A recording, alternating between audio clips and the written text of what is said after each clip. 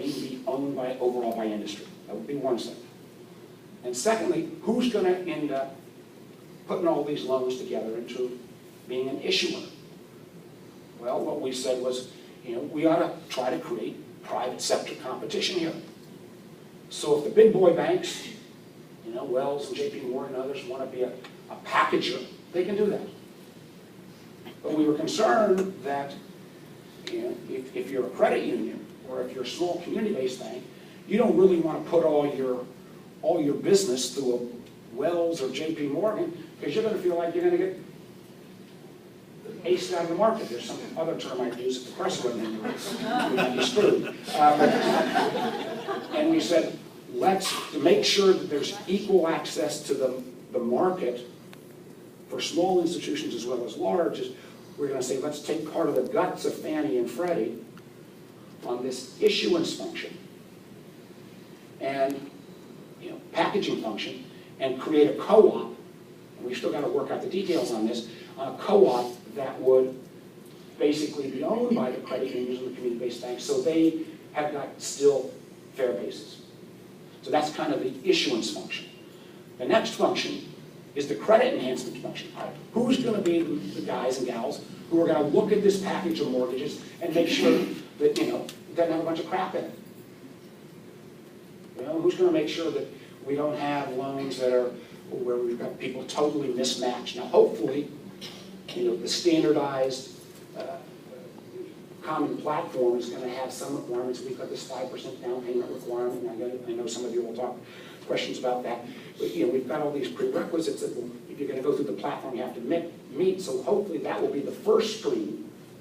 But still, the second screen will be, okay, there's going to have to be some private capital enhancement here, or people that put up private capital at risk.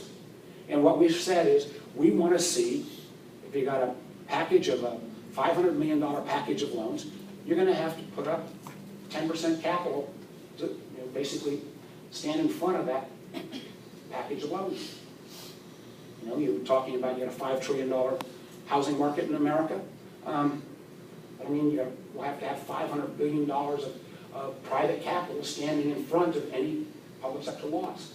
And that 10% number, and there'll be some who will say, Warner, that's too high, because if we'd actually had this system in place in the last crisis, the American taxpayer wouldn't have lost a dime.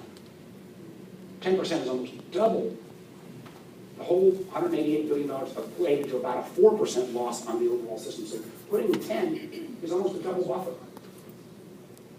Now, again, we get into more detail. They may tranche that 10% in different ways and price it in different ways, but you said we got to put enough private capital. And then if you put that private capital in front, and if you want a government insurance behind it, you're going to have to, pay a fee to the government, because the government's not ever been very good at pricing risk, let's face it. Do you really want to have bureaucrats pricing risk? What we're saying is, let's have the private capital price the risk. And they're going to do a lot better job of that, because they're going to lose money if this package goes down. And then if you want the government reinsurance, and we'll charge the G fee for that, and you'll get the government insurance backstop, but the model will be more like what the banks do with the FDIC. You pay a little fee, there's this backstop over here. So we put and the fees will also be in a pot here that the fees will be hit, the package of loans go down even before you get a tax bill. So you've got 2 or 3 layers of protection for the taxpayer. So that would be how the system would look. Somebody would say from low-income housing, hold it, that's fine, but how do we make sure folks still, if they're first-time buyers, and if they're low income, and if it's rental housing, how do we make sure that people should have access to getting a home? So what we've said is, okay, rather than mingling the social purpose goals with the kind of securitizing function, let's say that any housing, any mortgage that's going to get a government guarantee, we're going to charge a 5 to 10 basis point fee against that mortgage, and that funds, the funds will come out of that will go into a separate housing access fund.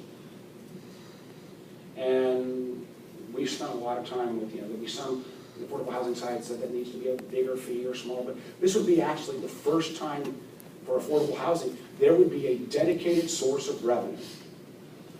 And frankly, we've estimated, Michelle, at $5 to $10 billion a year. Aiming for 5. Pardon me? We're aiming for 5. Okay. There's some who've been pushing us more, but $5 to $8 billion a year that would be set aside, that would have separate management, separate oversight, no acorn types, doing political stuff, that would be actually out there to help on rental housing, that would be help on access, first-time purchases. It would move FHA back into the more traditional role. And I actually think this idea of the separate fund, because we've got lots of housing goals and housing purposes, and we even passed legislation, there's National Housing Trust and all these things that we've got out there. We never fund them. They look good on paper.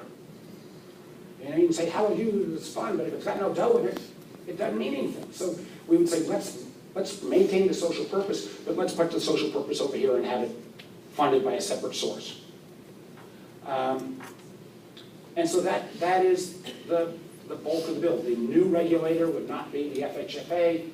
The new regulator we call I'm having a brain fart. Federal Mortgage Insurance Corporation. Pardon me? Federal Mortgage Insurance Corporation, like FDIC. FMAC. Federal Mortgage Insurance Corporation. That's the new regulator. The other thing that I've not touched on, the last point I'll make, and it's just clear it all. I don't know if it's the first time I've tried to talk it through, because I can get into a lot of plumbing details. The other thing that we candidly are still working on, which is, people have said, this, kind of sounds okay, but what happens if we're in the multifamily business? If you're in the multifamily business, you say, we didn't cause that problem. Fannie and Freddie never lost a dime on multifamily housing, which is also important for rental housing and low-income housing. And, right now the multifamily business is kind of sitting inside of Fannie and Freddie, a separate division. Well, we don't want to screw up that. So what we're saying is, we're trying not to change the multifamily model at all, because it's working and never got any problems, but kind of where exactly it sits, and and we're getting kind of ideas on how we would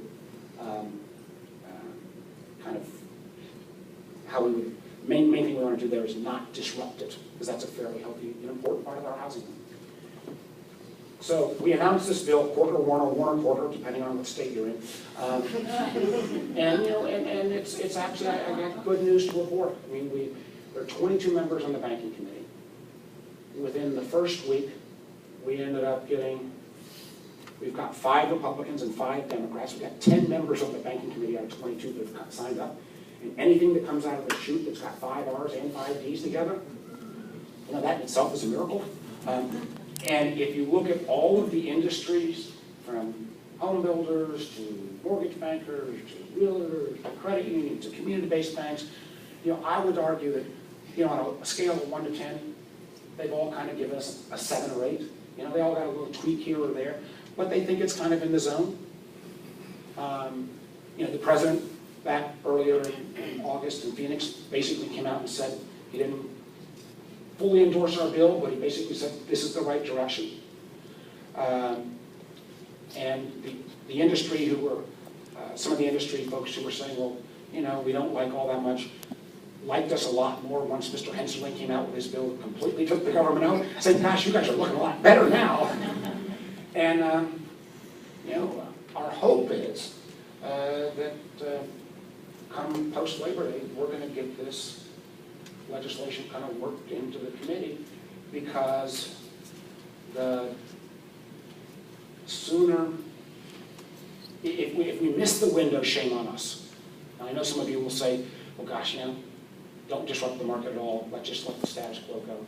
But one of the fears that you should have is that elected officials, I know this will astonish you, but if Fannie and Freddie start making more money off the G fees, these politicians might take the money and spend it on something totally unrelated to housing.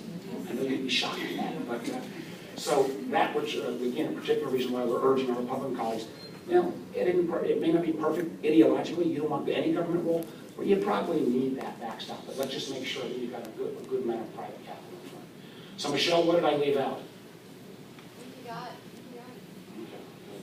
Michelle has been, and some other folks on my team have been great, but she really knows 10 times more than I on this. But that is kind of the lay of the land, and I'd now like to take your questions and comments and suggestions and criticisms on the bill.